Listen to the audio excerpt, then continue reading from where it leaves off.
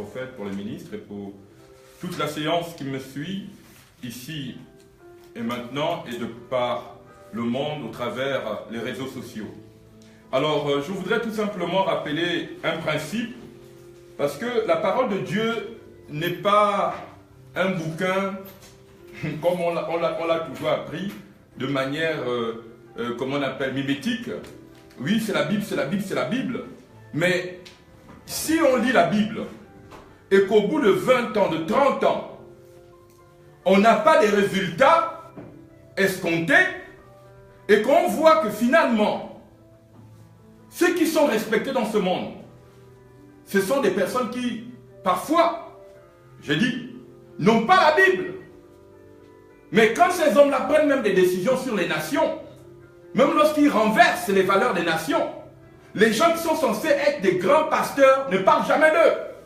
Mais on va vous culpabiliser en vous disant, « Ah ouais, mon frère, tu as manqué de sanctification. » Écoutez, que quelqu'un vienne me parler de la sanctification, je suis un homme qui a vécu qu'est-ce que c'est la sanctification. Je l'ai cherché. Que quelqu'un vienne me parler du jeûne, je suis un homme qui vit dans le jeûne, qu'on vienne me chercher. Ces choses, je les ai poussées, je poussais la recherche plus loin. On dit Dieu travaille avec le jeûne. Je suis allé dans le jeûne. Je poussais le jeûne jusqu'à ce que Jésus lui-même ait fait 40 jours, je l'ai fait. On m'a dit Dieu travaille, j'ai commencé un jour, 2 jours, 3 jours de jeûne, 7 jours, 21 jours, je suis allé à 40 jours. On m'a dit que Dieu, pourquoi? Parce que je recherche la transformation. Je ne cherche pas une renommée internationale. Je recherche la transformation de l'être.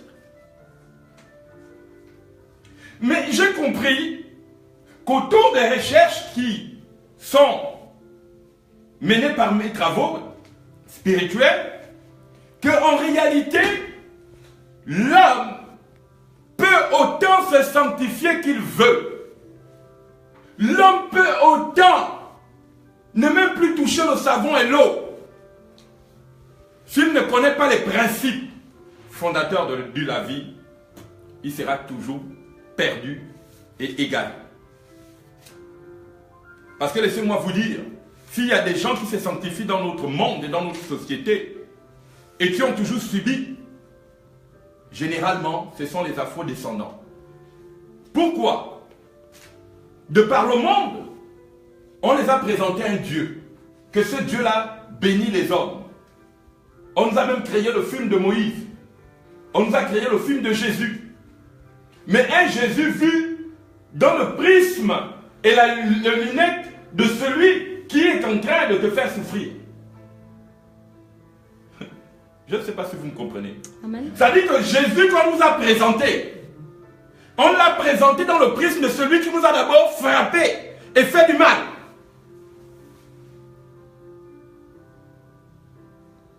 Ça, c'est d'abord une base de recherche. Je me dis, mais si Jésus a été enseigné, parce que sans le savoir, nous sommes héritiers des doctrines des anciens missionnaires qui ont participé de manière effective à la mise à mort de notre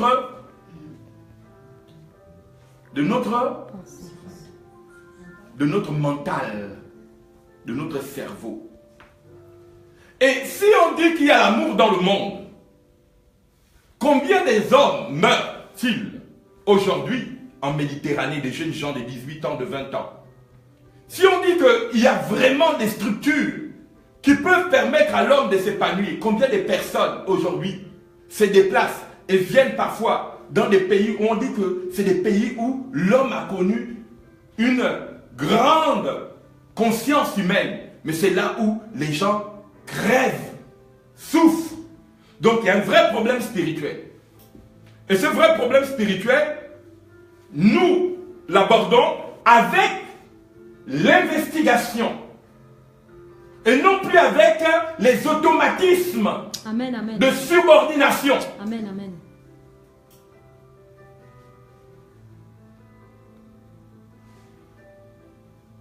Vous savez, on peut hériter d'un mimétisme, c'est-à-dire d'une reproduction des comportements qui parfois nous font penser qu'en réalité, c'est ça le chemin.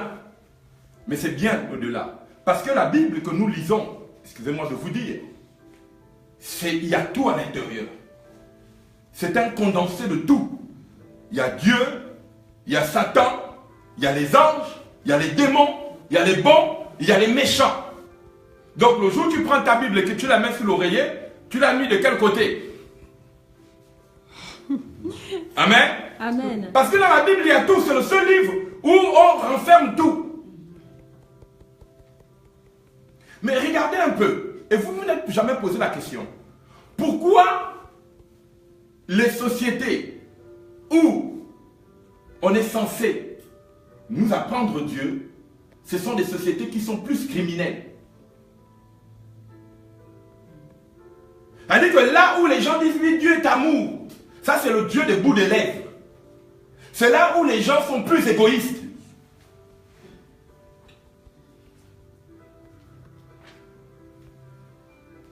Pourquoi? Parce que Dieu, on ne doit pas le prendre d'une manière mimétique. D'une manière, comment on appellerait ça? Comment on appellerait ça? Mimétique, automate. Dieu, c'est l'investigation. Amen. C'est l'investigation. On doit s'investir. Et généralement, vous savez, certaines personnes, pour couper court, qu'est-ce qu'ils ont fait? Ah ben, ils savent que la grande partie des personnes ne comprendront jamais leur histoire et leur vie. Alors, qu'est-ce qu'il faut faire? Il faut les amener à être des gens qui sont simplement des héritiers d'une mentalité fétale. La mentalité fétale, c'est quoi? C'est la mentalité embryonnaire. C'est celle qui fait que tu ne peux jamais te développer en dehors de l'enfant, de la pensée ou de la mentalité de recocrivier sur toi-même. C'est-à-dire que tu es comme un enfant, là, toujours apeuré. Et c'est pour cette raison qu'aujourd'hui, en 2017, Dieu est en train de parcourir le monde. Quand je parle de Dieu, je parle de la source. Et généralement, écoutez, quand on parle de vie d'un homme, on parle de source vitale. Et je pèse mes mots quand je parle de source. Et je sais de quoi je parle quand je parle de Dieu, comme la source. Parce que celui qui ne connaît pas la source, ne connaît pas Dieu. Amen. Creusez la terre et vous allez voir la source. Regardez au ciel, vous allez voir les sources. Qu'est-ce qui fait l'unité entre le ciel et la terre? Ce sont les sources. Et toute source, soit elle est vitale, soit elle est nuisible. Et c'est pourquoi je voudrais rappeler quelque chose d'important. C'est que nous avons fait un séminaire qui a été d'une grande dimension de veille de conscience. Amen, amen. Sur les génies qui nous influencent. Mais regardez un peu au commencement de la parole de Dieu, Genèse. Mais Genèse n'est pas ici seulement l'enfantement du monde, mais c'est le début des travaux. C'est-à-dire que Genèse, c'est l'investigation. Quand on dit que quelqu'un est à la genèse de sa vie, il doit investir, il doit s'investir, il doit mener des investigations pour comprendre le comment du pourquoi. C'est ça la genèse. Oh. Amen. Et ça veut dire que tu peux commencer à vivre sans avoir de genèse. Vous savez, la Bible dit au commencement, la terre était informe et vide. Et il y avait l'Esprit de Dieu au-dessus des eaux. Mais qu'est-ce que l'Esprit de Dieu fait au-dessus des eaux? C'est le point d'ancrage, le point de lancement des travaux. L'eau et l'Esprit. Et la Bible dit qu'il y a trois choses qui rendent témoignage. L'eau, l'Esprit et le sang. Mais Tous ces trois éléments vont définir l'histoire des êtres. Tous ceux qui vivent sur la terre, sous la terre et dans les cieux, vivent au travers quoi? Ils vivent au travers l'eau, ils vivent au travers l'esprit et ils vivent au travers le sang. Vous savez, dans ce monde, nous payons cher nos comédiens. Nous payons très cher des gens qui nous égarent. Et ils sont tellement... comment j'appellerais ça? Ils sont tellement organisés. Et c'est une magie tellement poussée qu'on appelle le magnétisme, que vous ne pouvez pas découvrir les choses. Il vous faut des prophètes. Et c'est pourquoi chaque peuple qui tue ses prophètes tue l'éveil de sa conscience. Amen, amen.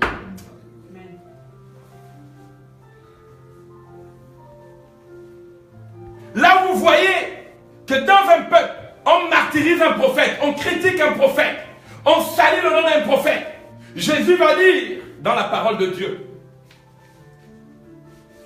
que je vous enverrai des prophètes. Vous les martyrisez, vous les jeterez devant les tribunaux, vous les accuserez de tout nom. Pourquoi? Parce que ce que vous admirez, ce que vous adulez, ce sont des comédiens. Un comédien, c'est qui? Un comique, c'est celui qui a une parcelle de connaissance, qui ne la donne pas, mais dans le but de te faire perdre du temps. Vous savez, on a perdu assez de temps dans notre vie par les comédiens. Parfois, le comédien, son rapport à toi, c'est de te faire peur ou te faire rire. Il y a des comédiens qui sont spécialistes dans les films d'horreur. Ils te vendent la peur.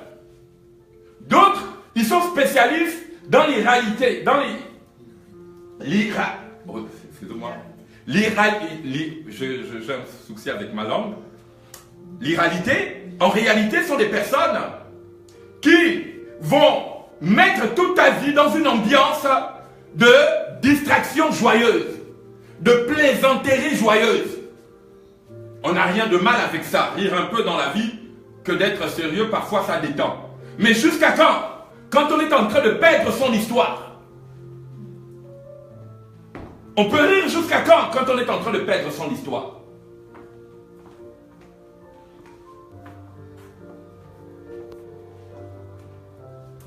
Que Dieu vous bénisse ce soir. Amen. Alors, je veux dire ceci, que tout ce que nous faisons dans la vie commence par la source, commence par l'eau. Et quand on parle de source, on parle de vitalité. Amen. On parle de victoire. Amen. Ou de défaite. Parce que quand on parle de l'Esprit de Dieu au-dessus des sources, on parle de la puissance de Dieu qui prend la domination sur une certaine catégorie de sources. Parce qu'il y a des catégories de sources qui sont des sources vides et informes. C'est ce qu'on appelle les génies. C'est ce qu'on appelle les démurges, qui sont en réalité les vrais acteurs des sociétés secrètes, qu'on appelle aujourd'hui les sociétés dites illuminées. Quand vous entendez Satan, Lucifer, ou toutes les organisations qui existent, même avant qu'on ne soit né, ils ont été déjà avant nous. Tous ceux qui ont conquis le monde avant nous, qui ont conquis nos grands-parents, nos arrière-grands-parents. C'est pourquoi lorsque nous voulons aller faire le culte des ancêtres, il faut d'abord vous savoir une loi qui régit l'humanité. On est esclave de celui qui domine sur toi. Tu peux aller invoquer ton ancêtre. Si c'est un esprit méchant qui l'a tué, malgré le fait que l'ancêtre viendra vers toi, tu seras toujours esclave de celui qui a tué ton ancêtre. C'est pourquoi ce ne sont pas les ancêtres qui font les guerres des vivants, ce sont les vivants. Amen, amen. Et c'est un principe que les satanistes connaissent. C'est pourquoi, quand ils rencontrent sur leur chemin un homme qui connaît le monde des puissances, la première chose qu'ils font, ils le tuent. Parce que s'ils ne tuaient pas, ça veut dire que les ancêtres, eux, ils avaient un pouvoir de venir délivrer les gens. Ils savent que ceux qu'ils ont tués seront toujours sous leur pouvoir. Je vais parler à des esprits éclairés. Amen. Et c'est pour cette raison que aujourd'hui, la première chose qu'on va te faire, lorsque tu ne sais pas mener des investigations dans ta vie, c'est de te faire croire à un Dieu qui viendra parce que tu es en train de danser, parce que tu es en train de chanter. Mais voyez, l'art, je respecte l'art, mais l'art n'a jamais changé l'humanité. Regardez un peu aux États-Unis, qui sont les plus grands chanteurs aux États-Unis? Ce sont des Noirs américains. Mais demandez à un Noir américain s'il vit bien aux États-Unis. Demandez-leur jusqu'aujourd'hui. Comment on les a traités? Comment le Ku-Klux-Klan les a traités? Demandez à un Noir africain s'il vit bien en Afrique. Demandez à nos chefs d'État s'ils sont heureux quand ils vont dans les conférences. On vous crée avec une mentalité fétale. C'est nous qui croyons que nous sommes libres. Mais la liberté, on l'obtient dans la connaissance des investigations. Amen. C'est pourquoi je respecte certaines personnes qui disent « Ah oui, il faut répartir aux sources des ancêtres. » Mais l'ancêtre, qui l'a tué? Qui l'a vaincu? C'est comme quand un sorcier tue un chef de famille. Mais il tuera toute la famille. C'est un principe. Le principe, Jésus l'a énoncé. On est esclave de celui qui triomphe de nous.